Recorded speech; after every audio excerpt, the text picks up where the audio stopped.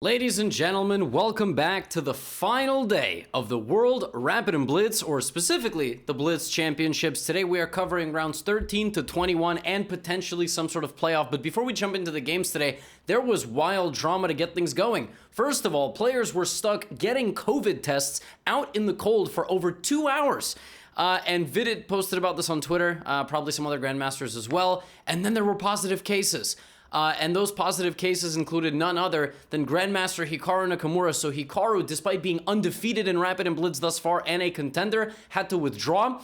There's footage of him playing many games, like sometimes with some sort of cough. And that happened because he wrote it himself. He actually received a negative COVID test, and according to FIDE, was allowed to play. So crazy stuff. I hope that, he recovers. I hope everybody who tested positive recovers and there isn't some massive super spreader event after this. But the show must go on. We are going to kick things off with the matchup between Hikaru and Daniil Dubov, and that matchup begins with e4 and promptly ends because Hikaru is unable to show up for his game in the first round, and Daniil gets a free point and Hikaru has to withdraw. But there are some games, and we are going to jump into the game between Magnus Carlsen and Anish Giri. This is round 15. And this one, obviously, we see opposite side castling, so you already know it's going to get wild, and get wild it does. So we have b4. We have bishop back to d6, a4, g5, b5, c5, a5, h5. This is what you get when you get opposite side castling, right? Magnus is advancing over here, and Anish is advancing on this side of the board. It's a tale of two tournaments. Magnus, obviously, everybody's expecting to be in first. He's not quite there, and Anish is slowly making a push toward the top. This is a very big matchup. So Magnus here plays the move h4 to try to meet this incoming attack.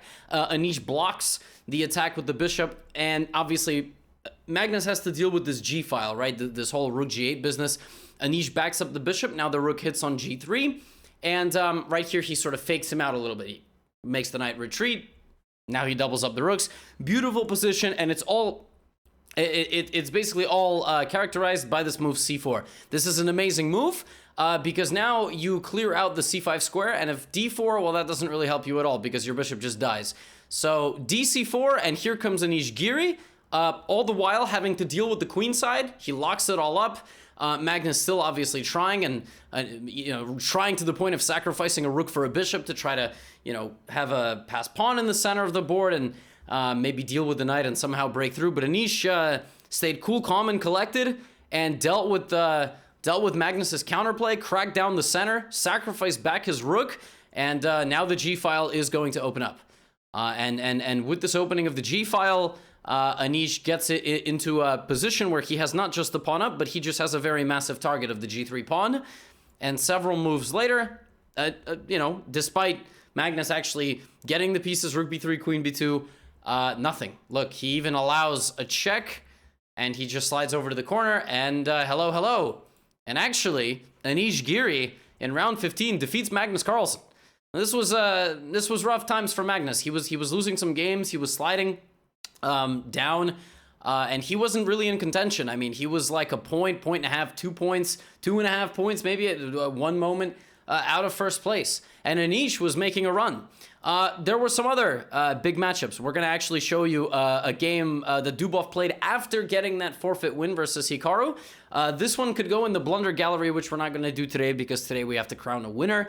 We're not going to have any sort of, chaotic stuff. Dubov, by the way, instant replay, sacked the knight. Look at this, created a checkmate threat by sacking the knight and then getting the bishop. So he has a bishop versus knight position. But Haik Martirosyan, his opponent, young talent from Armenia, was defending very well. I mean, he made the game a heavy piece endgame, queens and rooks. And it looked like we were heading for a draw. It looks like one guy has 7 pawns very temporarily. Players are just going to start trading, right? So takes. A bit of an unpleasant position for sure. Like queen c7, rook c7. And now Dubov is actually going to be a pawn up because you can't take because you're going to get back rank mated. But probably we're going to have a 5-on-4. So, all right. Yeah, except Martirosyan takes on b2 and hangs mate. He just hangs mate. Like, it's a very common back rank sacrifice. I don't know. He just hung mate. This could go in the gallery of blunders, but Dubov, by winning these 2 games, now jumps into like a tie for first. That's crazy.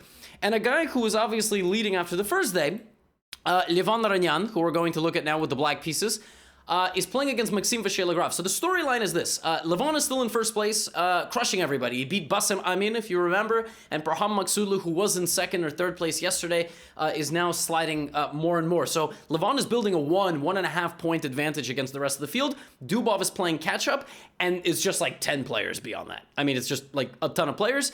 This matchup, Levon has 13, and MVL has 11. That's not supposed to happen. But Levon has beaten everybody else. So this is a position that we're kind of jumping into. Complex middle game, middle end game with queens and rooks and minor piece, and 6 pawns each. And the position's balanced, right? We have queen d3. Oh, sorry, no, first we have g3 attacking the bishop. Now we have queen d3 kicking out the rook. And Levon plays a beautiful move, plays queen c4. On its own, it's not so crazy, but the point is that now this pawn is paralyzing all of white's pawn structure. Not only can you not play b4 because of en passant, you're also going to have weak a5 and weak b2 and weak c3. But there is a very nice idea here. h4 and knight d2 or king f1, preventing this. And the point of knight d2 is obviously white gets to attack black first. So MVL, all of a sudden, by winning this game, is going to make this tournament wide open because Levon's going to lose, everyone's going to catch up. Now suddenly everything is like super, super close, right? But MVL, despite having an absolutely great position, goes nuts here. He just loses his h-pawn. He thought he was trapping the rook like this. And now knight to f3. I mean, the rook is trapped, right? But no, Levon has this amazing move. h5, defensive resource. If you take it, the rook escapes. I mean, that's it. If you don't take, then I take you. And if you push, Zwischenzug, in between move check. Now my rook is completely safe. And I back up. And Levon is a pawn up with all the same pawn weaknesses. So look at this. This is simply falling. It's -5. Levon is about to be 2.5 points ahead of the entire field. I mean, this man is just absolutely dominating the tournament. What is MVL to do? Well, he's going to have to play a couple more moves. Okay, he plays king back, gets out of check. He brings the rook back. He pushes the pawn. All right. Yeah, I mean, he's trying to counterattack. He's obviously going to lose. Wait a minute. Whoa. He's not going to lose g6. And not to mention, there are some potential mating ideas. If the rook cannot take the pawn, now MVL's... Whoa. MVL has just taken on a6. This is anybody's game. So right here, Levon still has bishop to d8 attacking this pawn, and he's simply going to win it. He misses it. Instead, he tries to trap the knight on the edge of the board, but the knight comes back. And now we have a rook endgame. And now Levon tries to go back and take the a-pawn, or at least not let it push forward, but he misses rook a3. He completely blunders rook f3, rook a3, rook behind the pawn, defended by his own pawn, and MVL pushes the pawn, paralyzing Levon's king on a8, and walks his king in all the way, and ends up just transforming this into a winning rook endgame. You have to know one move in this position, ladies and gentlemen. What's the move? Cut the king off. You have to cut the king, and now it doesn't matter. The rook cannot stop your king and pawn, and Levon Aronian losing a game out of nowhere. I mean, just simply out of nowhere, MVL fighting to the death, and now MVL is in the running. MVL has just broken this tournament open with like 3-4 rounds to go.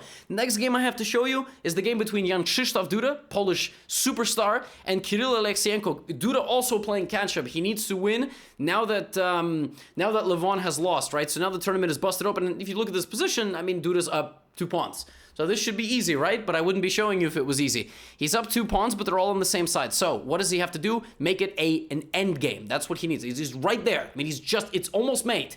Check, check. He plays h3. Plays h3 because even after queen f6, he's safe. His king is completely safe. All right, great. Queen h8, king to g4, takes. And now all he has to do is play king h4 and win this pawn. And that's it, with the bishop. He doesn't lose either of his pawns. The game is over. But Duda takes on h3. He allows Aleksienko to take on g5, and now he's no longer winning because it's just opposite colored bishops. The only thing he has to not allow to happen is he cannot allow this pawn, Aleksienko has to not allow this pawn to make it too far and let this king get over here, right? So essentially, as Duda starts walking his king, what he has to do here is he has to just not allow the pawn to come forward and the king over here. And he allows both. He allows both of those things and loses the game. Chess is brutal. So that pawn is now glued to f3, keeping the king and the bishop paralyzed. The king walks all the way back. You use the pawn to split the structure, and that's it. You now have 2 passed pawns. And Duda avoids a little bit of a disaster and is able to go on and calmly win this game. So now Duda's caught up to the rest of the field with this victory over Aleksienko, and the field going into the 21st and final round is absolutely nuts. So we've been following Levon Ranyan, who after losing to MVL lost 2 more games. He is now on a 3-game losing streak, but with a big win, he has caught up. He's tied for first with 14 out of 20. Duda, by beating Alexienko, is tied for first and ends up tied for first with 14 out of 20. MVL, after beating Ranyan, everybody has come up together. The final round was absolutely nuts. And we're going to kick it off with this battle between Duda and Artemyev. Artemyev out of nowhere. This is the amazing thing about a 20-round tournament, is that people are just going to catch up. Like, they're just going to come through right at the last moment, right? So this battle between Duda, who's trying to like build up a streak and qualify for first place, bishop d5, and at this point, if we look at the position, Artemyev needs to kick out this bishop and then start gobbling on the queen side. But Artemyev is like, that bishop's not scary. I can just take on a2, not a problem. And Duda says, Vladislav, don't you want to not get mated? Wouldn't that be nice if you just didn't get checkmated? Artemyev's like, what's the problem? I don't understand. I mean, your queen's not going to get in. I always have bishop f8. But he doesn't, because knight f6. So Artemyev totally underestimates this attack by Duda, who then jumps in and now dominates on the dark squares. Duda's just, I mean, he's just going to win the game, right? Unless Artemyev somehow protects himself. He brings the... 2 of the strangest knight moves of all time. Artemyev totally not understanding the danger of his position. Duda kicks out the bishop, plays queen f4. He's just simply threatening mate. So black has to play queen e8 to meet queen here with queen here. We have rook takes a7 and bishop e7, knight d3, and queen e3, and Artemyev resigns. He resigns because he's simply losing material. He has to lose his knight. The queen has to move. Out of nowhere. I mean, the position here is like almost better for black after black plays f6. But Artemyev plays the world's 2 strangest horse moves, stranger than any horse moves you could put together, and totally underestimates Duda's attack. And ladies and gentlemen, the Polish hometown hero is he's tied for first. He's in first place. But that's not it.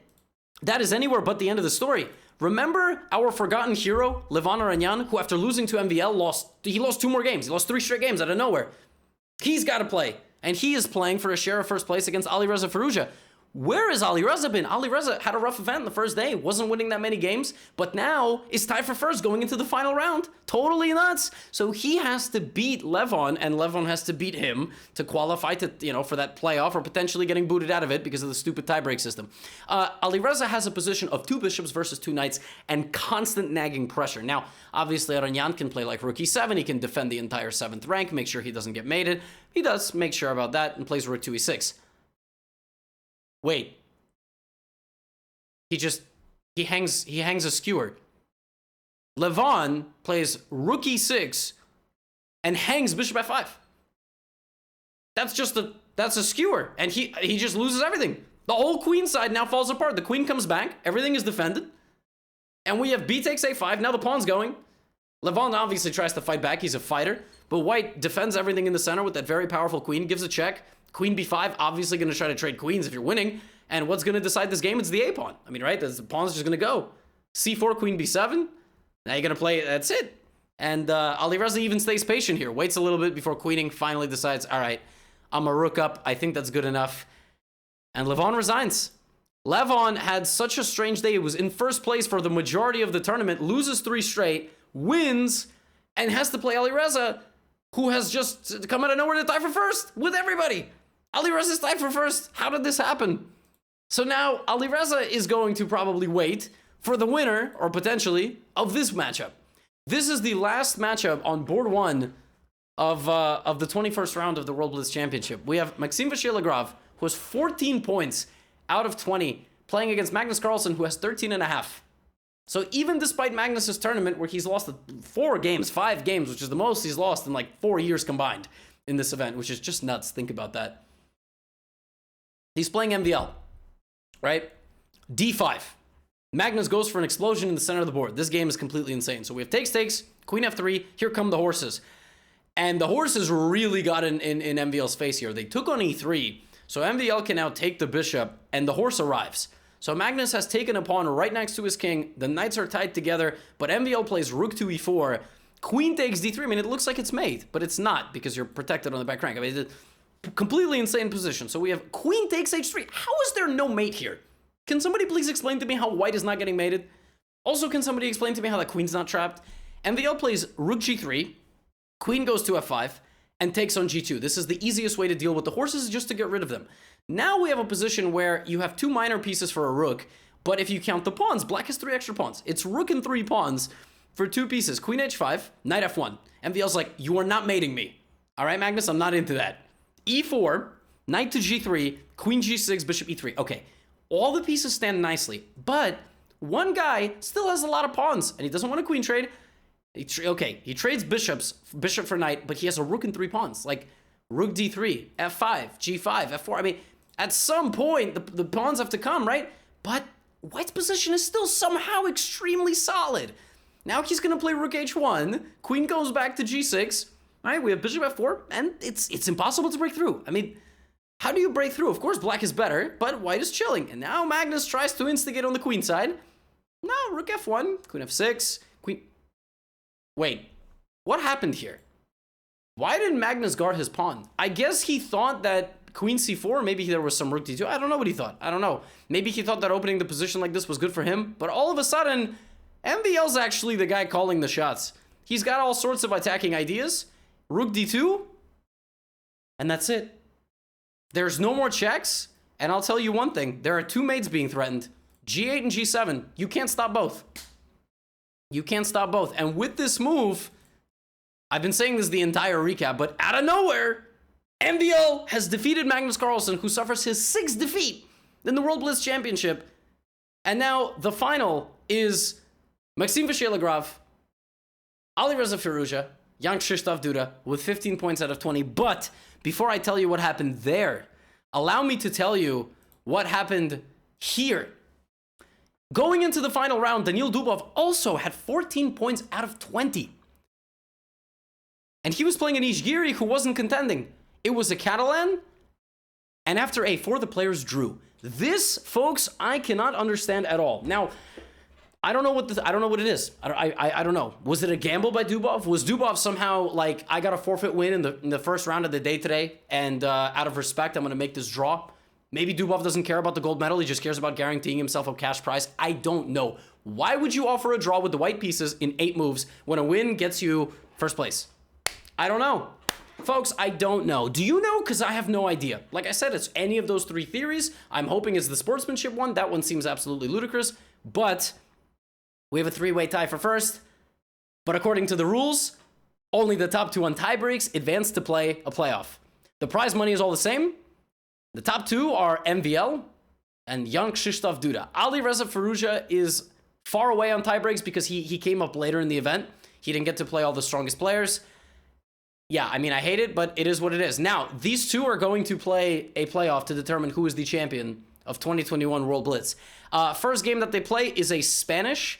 It's a Breyer variation, or not really a Breyer, actually, because I suppose bishop b3, knight c3 is kind of a non-standard setup, but knight b8 is like Breyer-inspired. The point is you come back, c5, knight d7, bishop b7. All those moves are probably going to happen. But MVL attacks on the queen side with a4, puts his knight in the middle, and gets a very interesting position. So they blitzed all of this, and here MVL cracked open the center with the move d4. Pawn takes d4, knight d4, and MVL's got a nice squeeze here. He's got a nice little light squared squeeze, but a clutch move, queen e8, hits this a pawn and doesn't make it easy for white to make any forward moves. Like, you can't go knight b5, you can't go here. Yeah, you can play knight f5, but MVL decides to come this way. And yeah, folks, what you're about to witness is called simplification, and nobody hangs a rook.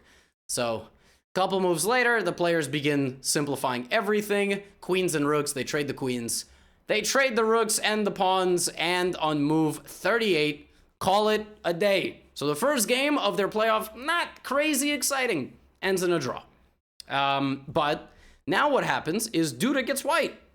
So Duda gets white, and we're jumping into the action on move 23. It was a queen's gambit accepted, one of the most classical variations, but a very rich and fluid position. So pawn structure is the same. A, B, E, F, G, H. Knight takes G3. MVL explodes the board, right? So knight takes G3, H takes G3. We have E4. E4 is a move that really, I mean, you gotta choose one path here, right? So we have bishop takes Brr, okay. Queen f6, and now he saves this knight. Pawn takes d3, rook d3, but the problem is that even when everything settles in this position, it's queen 2 rooks bishop and 5 versus queen 2 rooks knight and 5. And both sides have a claim to have like a good position. So what do the players do? They decide to call it a day on move 35. Okay, so the rules of the tiebreak are not an Armageddon. The players keep playing until a person wins. It's sudden death. So we might be here for a very long time. Yes, you might have checked the time on the video player and went, there's not a whole lot of time left. Maybe this next game determines the winner. I don't know. But now MVL plays white against Duda again. And you'll notice that the position is almost the same as they played in the first game. That's because right here, instead of playing the move d4, MVL played the move queen c2. So first he plays queen c2, and then and only then when the move bishop g4 happens, he plays this. Now that move looks fascinating. The point of this is that if you take on f3, I'm actually going to take the knight. I'm going to leave this bishop to hang. So now you're going to have to move. And then I'm going to keep attacking on the queen side, right? So we have ed4, knight d4. Now the bishop on g4 went there for no reason. So he comes back. The problem is that it's too late. Now white is full steam ahead, something that he was unable to make happen in the previous game because Duda was able to halt that queenside initiative. So now black has a couple problems. Number one, a5. Number two, this bishop is just better than this knight. Number three, black's problem is that MVL's a really damn good blitz player, like formerly rated 2900. So a4, now queen e3, nice and solid move. He's got this. This is such a nasty threat. En passant leads to a rook being blundered. So queen b8, but now bishop c6 holds the queen side. Rook a d1. MVL's like, oh, your pieces are over here? Fantastic. I'm going to go down the middle of the board. Rook b8. There it is. Now we crack and open the position. Knight to e6. Yes, please, let's have a queen trade. Now I'm a pawn up. We have a3 trying to trade off the weakness. He's like, sure, no problem. This is an asset, and I intend to invest it. All right, g3, making sure we don't get any back rank mates. Rook d7, rook b1. That's it, folks. That's it. One of two things black is going to die. With the two rooks and the bishop, or with the b-pawn. Or both. Let's see what happens. Looks like f7's about to collapse. All right, f7's being paralyzed. There we go. That's the nail in the coffin. It's going to be the b-pawn. And nobody can get close. The pawn makes it all the way through. The knight can't abandon the f7 pawn. And MVL just, look at this professionalism. Making it a winning rook endgame. Brings the rook, brings the king. Duda plays a little bit longer, but resigns on move 49. And Maxime Vacher-Lagrave representing France, or Alireza Firouzja representing France for that matter, could have been the champions, but he wins. MVL comes back after he struggled in the rapid. He didn't have a fantastic first day of the Blitz, but he is unbelievable, and he wins. And shout out to France, they were celebrating. Alireza Firouzja, obviously a co-champion. Young Krzysztof Duda, a shame he could not win in front of the home crowd, but and Magnus Carlsen, 6 losses, which is more than he had in, like I said, 2 or 3 years combined, which is just, that is absolutely nuts. But what a final day. I mean, just a terrible, terrible start. The most questionable decision of all time in Daniil Dubov. By the way, the women's side, just like in the final day of the Rapid, everything stayed the same. So Asubayeva destroyed the women's blitz. She won it with some unreal score. Alexandra Kostyniuk, chess queen, takes the silver medal. And I mean, I just had to dedicate the action to this because it was just, you know, in one field you got Asubayeva just mowing people down like a lawnmower, flamethrower, I don't know what mows people down. Kostyniuk, you know, up there fighting, but this was crazy. This was an unreal final day. Some surprise guests at the top, and that is it, folks. That wraps up top-level chess for 2021. Our next big event in 2 weeks is the Tata Steel, and obviously I will be making recaps of that. I just want to thank you all again for your support. It's so much fun making these recaps for all of you. I want to thank Lennart Utis. I really hope I pronounced his name correctly. I used some of his photos. I'll put a link in the description to his stuff. And if you want to check out all the final standings and whatnot and the memes, I'll put a link in the description to that as well. That's all.